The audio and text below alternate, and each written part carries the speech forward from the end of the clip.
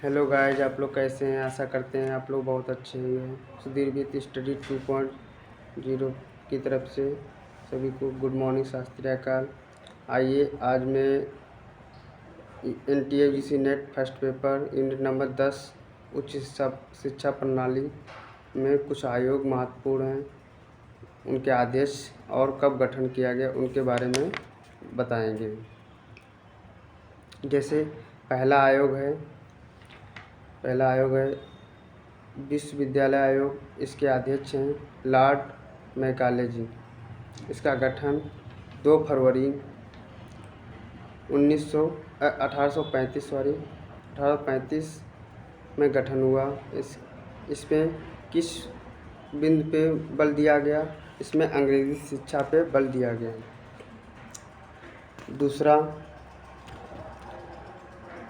दूसरा आयोग है वुड का डिस्पेच।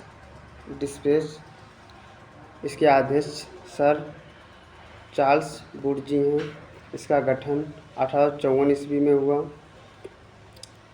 इसमें किन किन बिंदुओं पर बल दिया गया? जैसे स्त्री शिक्षा तथा व्यावसायिक शिक्षा। और तीसरा बिंदु है 1857 में 3 विश्वविद्यालय गठित किए गए, जिसमें नंबर 1 कलकत्ता विश्वविद्यालय, नंबर 2 बम्बई विश्वविद्यालय, नंबर 3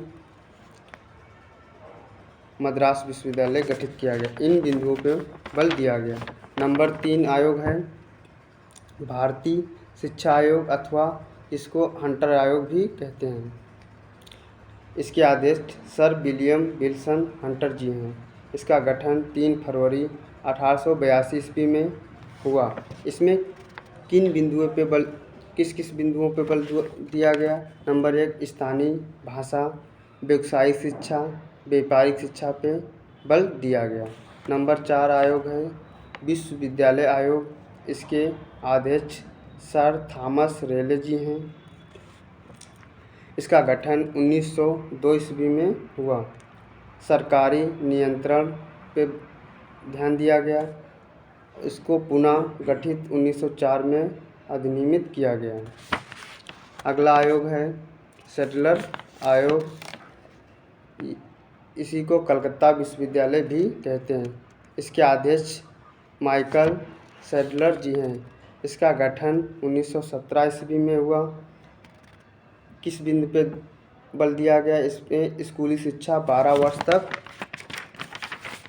होनी चाहिए, इस बिंदु पर ध्यान दिया गया। अगला आयोग है हार्टोग समिति। इसके अध्यक्ष सर फिलिप्स हार्टोग जी हैं। इसका गठन 1929 ईस्वी में हुआ। 1935 में केंद्रीय शिक्षा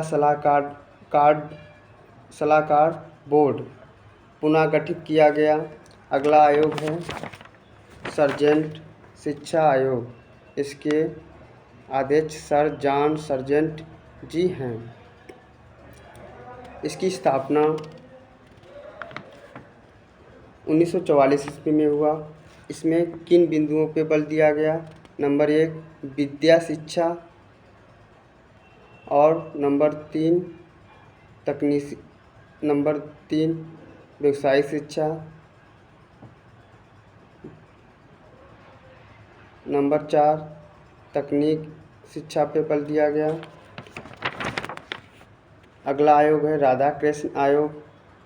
इसे विश्वविद्यालय शिक्षा आयोग भी कहते हैं। इसके अध्यक्ष डॉक्टर सर्वपल्ली राधाकृष्णन जी हैं। इसका गठन नवंबर 1948 में हुआ। इसमें 3 महत्वपूर्ण बिंदुओं पर बल दिया गया। नंबर 1 सामान्य शिक्षा, नंबर 2 सरकारी शिक्षा, नंबर 3 व्यावसायिक शिक्षा पर बल दिया गया। अगला आयोग है मुदालियर आयोग, या फिर इसे माध्यमिक शिक्षा आयोग भी कहते हैं। इसके अध्यक्ष डॉक्टर लक्ष्मण स्वामी मुदालियर जी हैं। इसका गठन 23 सितंबर 1952 में किया गया। इसमें किन किन बिंदुओं पर बल दिया गया? नंबर 1 MCQ परीक्षा पद्धति को अपनाया गया, जैसे गणित, सामान्य ज्ञान, कला, संगीत पर बल दिया गया। अगला आयोग है राष्ट्रीय महिला शिक्षा समिति या इसे फिर देशमुख समिति भी कहते हैं। इसके अध्यक्ष दुर्गाबाई देशमुख जी हैं। इसका गठन 1958 ईस्वी में हुआ। इसमें किन किन बिंदुओं पर बल दिया गया? इसमें बालक बालिका शिक्षा पर ध्यान दिया गया।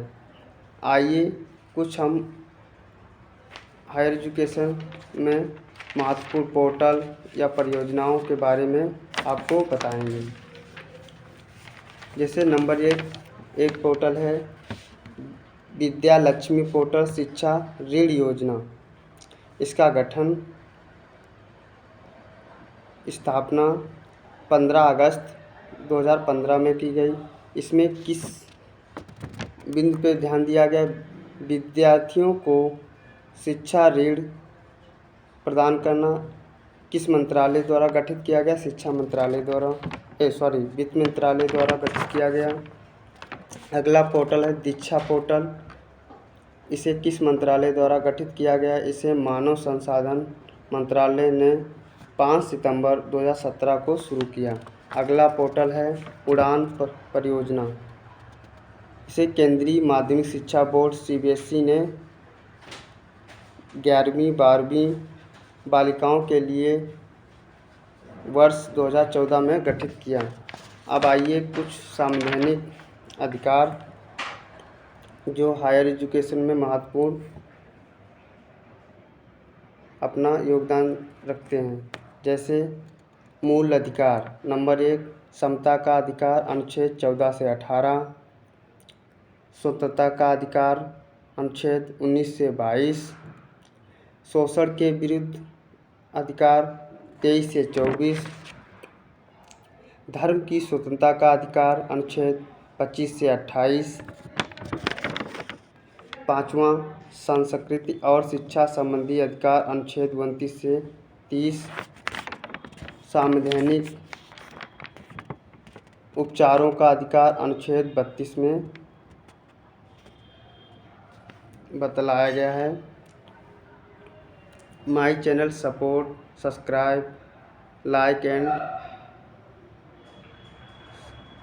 थैंक्स। धन्यवाद।